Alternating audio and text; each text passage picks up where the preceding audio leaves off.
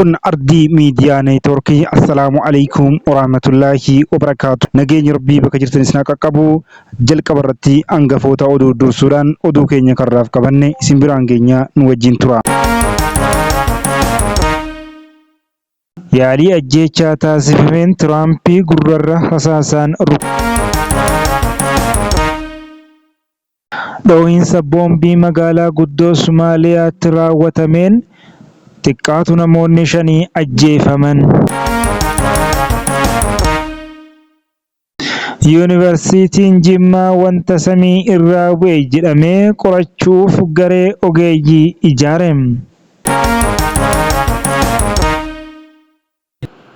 Kaafaa'oon gaagaamni ulfaataan akka hidhaa jumlaa, reebichaa fi qe'ee irraa buqqisuu Oromiyaa keessa jiru furuuf mariin akka taasifamu gaafate.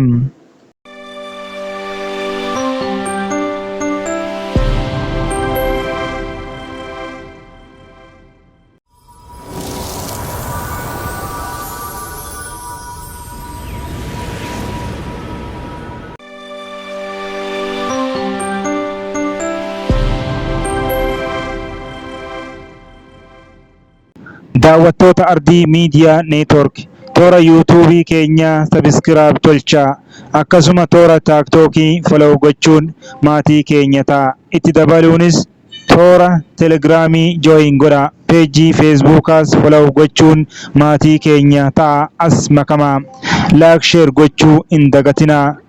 Qophiilee keenya irraa odeeffataa, ittiinis bashannanaa.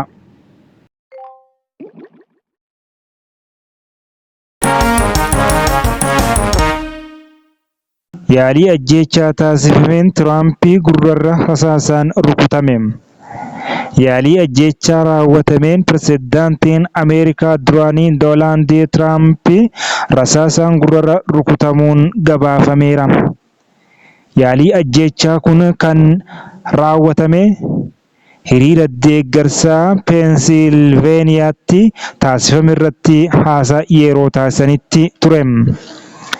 Humnoonni tikaa nageenya hatattamaan waltajjii irraa buusuun rasaasa hedduu dhukaafamee ture jalaa lubbuu isaa oolchaniiru. Rakkoon jiraachuu battalumattiin hubadheen dhukaasni hedduu dhagaheen rasaasni gogaa koo keessa darbuu bare jedha Tiraampitu jedhe.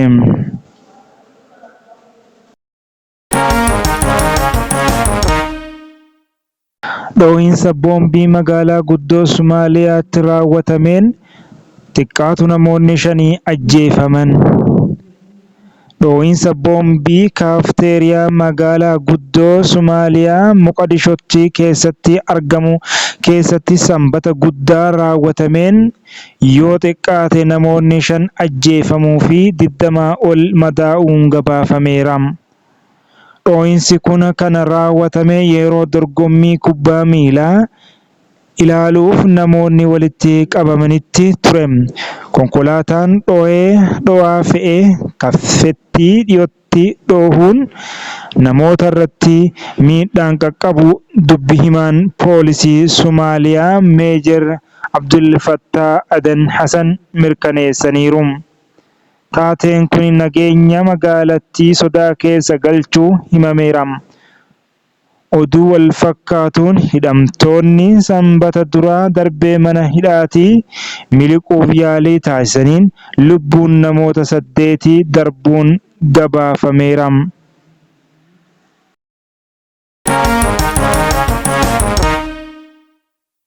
Yuunivarsiitiin Jimmaa wanta samii irraa bu'e jedhamee qorachuuf garee ogeeyyii ijaare.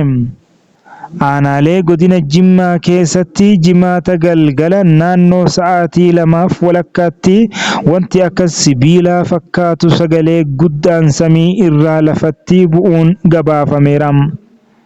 Taateen kun jiraattota rifachiiseera. Wanti rifaatu uume kun fuudhamee qorannoof waajjira poolisii kaahameera.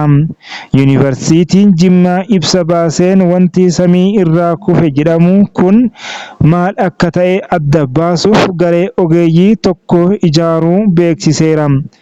Wantootni kun astiroidii yookiin meetiyoorooyitis ta'uu danda'u kan jedhe yuunivarsiitichi. Kanaafis ogeeyyii astiroofiiziksii, keemistirii kaanis of keessaa qabu tokko ijaaruun wanta kufee argame kana akka qoratu ibseera.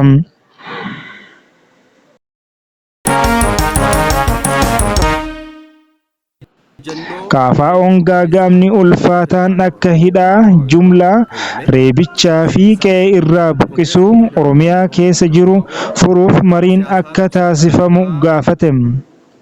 Ejjennoo koree giddugaleessaa Koongireesii Federaalawaa Oromoo KFO irraa kenname. Seensa Koongireesiin Federaalawaa Oromoo KFO'n dhaaba siyaasaa qabsoo karaa nagaa.